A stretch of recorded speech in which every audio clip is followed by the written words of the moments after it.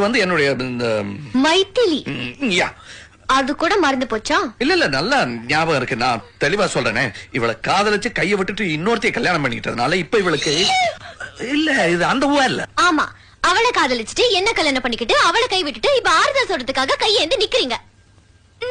எனக்கும் புரியல. நீ சரியா புரிஞ்சுக்கல. நான் இப்ப என்ன சரியா புரிஞ்சுக்கிட்டேன். அதான் வாந்தி எடுக்கிறாளே, அதுக்கு யாரு காரணம்?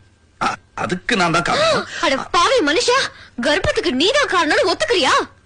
கர்ப்பமா? அட கள்ளி, சொல்லவே இல்ல. சீ, அவன் கர்ப்பத்துக்கு சொல்றேன். யார் கர்ப்பம்? நான் கர்ப்பம். கொஞ்சம் சும்மா இருக்கியா?